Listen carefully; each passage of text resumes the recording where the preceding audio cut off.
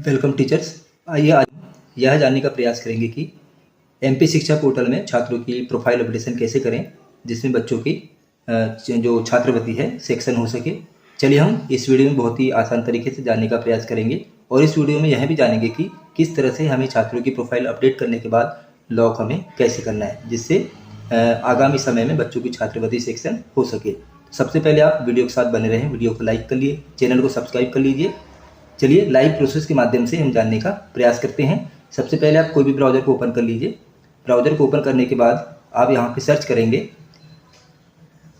कोई भी ब्राउज़र को ओपन करने के बाद में यहाँ पे आप सर्च करेंगे शिक्षा पोर्टल। तो देखिए मैंने पूर्व में इसमें सर्च किया शिक्षा पोर्टल। तो इस तरह से इसमें शिक्षा पोर्टल हमें सर्च कर लेना है। उसके बाद शिक्षक साथियों आपको ध्यान रखना है कि ये जो शिक्षा पोर्टल का जो आप कार्य करेंगे यूडाइस प्लस जो बच्चों को प्रोफाइल अपडेशन का इसमें आप टैबलेट के माध्यम से करेंगे तो इसमें आपको माउस और ओटीजी की आवश्यकता होगी। बिना कर्सर की मदद से आप प्रोफाइल अपडेशन नहीं कर सकते। चलिए इसके पूर्व में हम जानेंगे कि इसके पूर्व हमने देखा कि शिक्षा पोर्टल कैसे लॉगिन करें। चलिए हम इसे लॉगिन करना है तो लॉगिन वाले ऑप्शन हम यहाँ पे टैप करेंगे। यहाँ देखिए आप लॉगिन वाला ऑप्शन दिया हुआ है, इस पर हमें टैप करना है।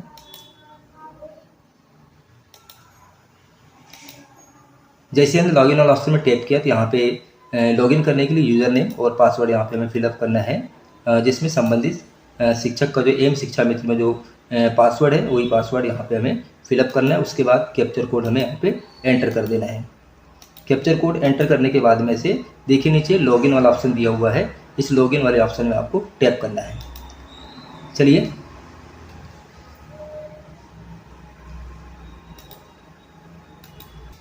जैसे हमने लॉगिन वाला ऑप्शन में टैप किया, देखिए इस तरह से आपके स्क्रीन में यहाँ पे फंक्शंस यहाँ पे ओपन हो गए। वेलकम टू शिक्षा portal of MP state education portal.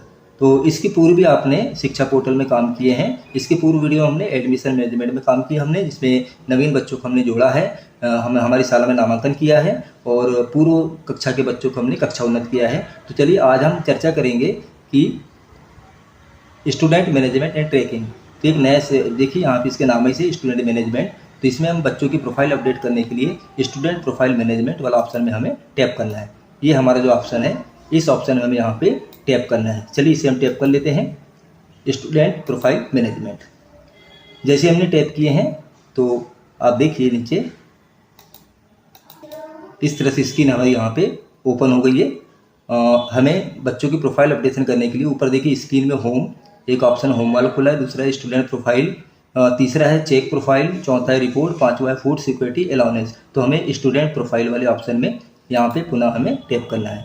ये सेकंड नंबर का जो ऑप्शन है, इस ऑप्शन में यहाँ पे हमें टैप करना है। इसमें जैसे हम टैप करेंगे तो यहाँ पे देखिए कुछ फंक्शंस यहाँ पे कुछ ऑप्शन यहाँ शो हो रहे हैं। तो हमें फोर्थ नंबर का जो ऑप्शन है update student profile for scholarship, इस ऑप्शन में हम यहाँ पे टैप करेंगे। इस ऑप्शन में टैप करने के बाद ही हम बच्चों की प्रोफाइल को अपडेट कर सकते हैं। चलिए इसे हम क्लिक करते हैं। जैसे हमने इसे क्लिक किया तो यहाँ पे देखिए एकेडमिक ईयर का चयन और 9 डिजिट स्टूडेंट आईडी यहाँ हमें फिलअप करना है। चलिए एकेडमिक हम चयन कर लेते हैं 2024-25 और 9 डिजिट की आईडी यहाँ पे बच्चे की हमें समग्र आईडी यहाँ फिलअप करना है। यहाँ हमने बच्चे की प्रोफाइल अपडेट करने के लिए यहाँ पे एकेडमिक ईयर हमने यहाँ पे पहले चयन कर लिया है, सत्र 2024-25। उसके बाद यहाँ बच्चे की 9 डिजिट स्टूडेंट आईडी अर्थात बच्चे की यहाँ हमने समग्र आईडी यहाँ फिलअप किया है। उसके बाद यहाँ कैप्चर कोड हमने यहाँ पे एंटर कर लिया है, कैप्चर कोड। उसके बाद में show detail profile of student, इस ऑप्शन में हमें यहाँ पे टैप करना है, show drop profile of student. चलिए इसे हम जैसे टैप करते हैं तो एक विंडो और ओपन होगा नीचे, देखिए स्क्रॉल करने के बाद में edit profile detail of the student. तो इस ऑप्शन में हमें जैसे हम इस ऑप्शन में टैप करेंगे तो संबंधित बच्चे की जानकारी यहाँ पे ओपन हो जाएगी। चलिए इसे हम ओपन कर लेते हैं, edit profile detail of students. देखिए जैसे हमने इस ऑप्शन में क्लिक किया, देखिए हम अपडेट स्टूडेंट प्रोफाइल, यहाँ पे बच्चे की प्रोफाइल अपडेट करने के लिए एक नया फॉर्मेट यहाँ पे ओपन हो गया है जिसमें छात्र का विवरण है, एक नए लोगों के साथ अपडेट हुआ है सत्र 2024-25 में। और उसके बाद पारिवारिक विवरण है, उसके बाद स्कूल विवरण है और शैक्षणिक विवरण और PWD विवरण, उसके बाद बैंक विवरण और लाडली लक्ष्मी योजना विवरण। तो इस तरह से इसमें इन पूरे ऑप्शनों को हमने 1 बाय 1 जो ऑप्शन हमारे एडिट होंगे, जो ऑप्शन हमारे ओपन होंगे, उन ऑप्शनों को हमें फिलअप करना है। तो देखिए पूर्व से ही समग्र आईडी यहाँ पे एंटर है, परिवार की आईडी भी एंटर है उसके बाद विद्यार्थी का पूरा नाम और कक्षा, वर्तमान कक्षा यहाँ पे 5 है। उसके बाद यहाँ बच्चे की जन्म तिथि और बसाहट का नाम जिसमें छात्र निवास करता है, इसे हम एडिट कर सकते हैं। बसाहट का नाम हमें चयन करना है। उसके बाद आरटी के अंतर्गत प्रवेश तो नहीं, नॉन अवेलेबल है NA। ये हो हमारा छात्र विवरण हो गया इसके पूर्व में। उसके बाद में पारिवारिक विवरण, क्या विद्यार्थी अनाथ है, नहीं।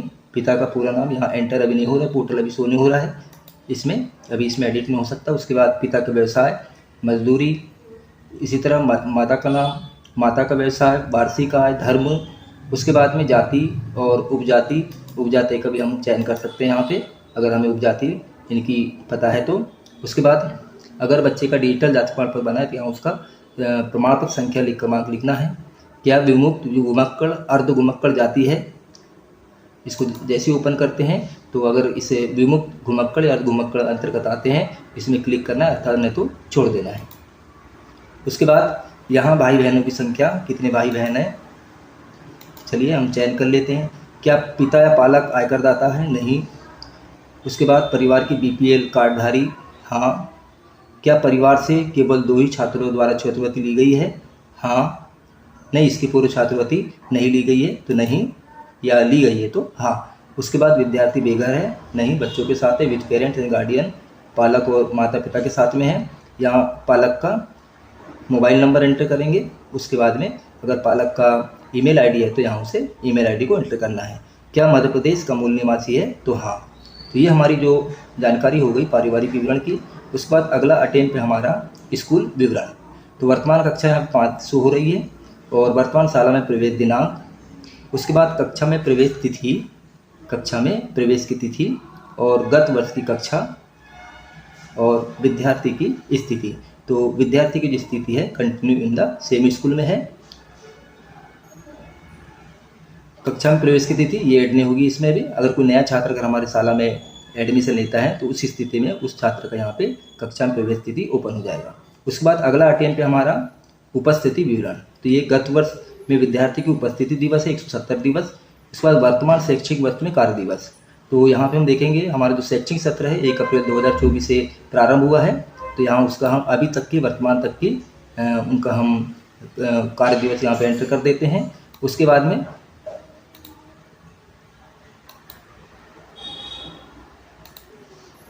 ये हमने वर्तमान शैक्षिक सत्र में कार्य दिवस अभी वर्तमान तक की।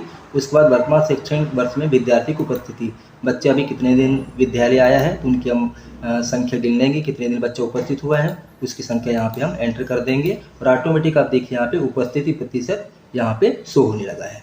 उसके बाद में शैक्षणिक विवरण, गत वर्ष की परीक्षा वर्ष, गत वार्षिक परिणाम, यहाँ हमें इसको यस करना है। उसके बाद में उत्तीर्ण प्रतिशत हमने पूर्व में जो फीड किए हैं यहाँ पे वही शो हो रहा है। ये हमारी हो गई उपस्थिति विवरण और शैक्षणिक विवरण। उसके बाद में PW विवरण। तो यहाँ पे निःशक्तता का प्रकार नॉट अवेलेबल है, बच्चा यहाँ पे कोई विकलांग नहीं है। अगर बच्चा कोई विकलांग है तो यहाँ पे उसका हमें यहाँ एंटर करना है किस कैटेगरी में है और उसको यहाँ पे प्रतिशत एंटर करना है। तो नहीं है बच्चा विकलांग तो नॉट अवेलेबल।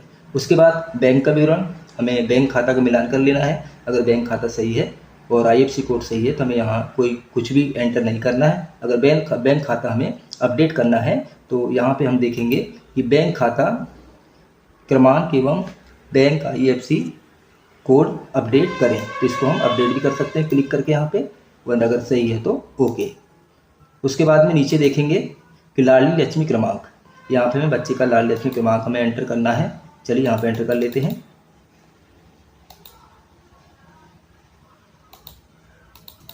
यहाँ हमने लाडली लक्ष्मी क्रमांक यहाँ बच्चे का लिख दी है जो प्राथमिक और माध्यमिक शाला में पढ़ने वाली छात्राओं के लिए है।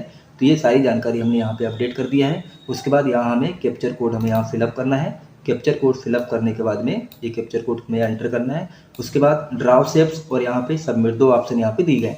ड्राफ्ट शेप्स मतलब ये है कि आप ड्राफ्ट में सेव कर सकते हैं और बाद में आप कोई भी ऐसे एडिट करना है, उसे सुधार करना है तो आप सुधार कर सकते हैं। लेकिन सबमिट करने के बाद में, एक बार सबमिट करने के बाद दोबारा आप सुधार कार्य नहीं कर सकते। इसलिए बहुत ही सावधानीपूर्वक मिलान करके हमें सबमिट वाले बटन में क्लिक करना है। चलिए पूर्व हम देख लेते हैं कौन कौन जानकारी हमने अपडेट किया है।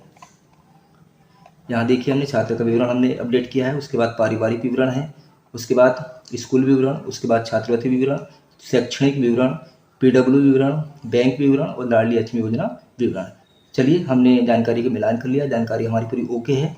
चलिए हम सबमिट वाले ऑप्शन में टैप करते हैं। सारी जानकारी का अच्छी तरह मिलान करने के बाद सबमिट वाले ऑप्शन में आपको टैप करना है। चलिए सबमिट वाले ऑप्शन में टैप करते हैं। जैसे हमने सबमिट वाले ऑप्शन में टैप किया, देखिए कुछ यहाँ पे एंटर होना छूट गया है। सभी जानकारी को देख लेना है, कोई जानकारी अगर छूटी है तो एंटर नहीं होगी।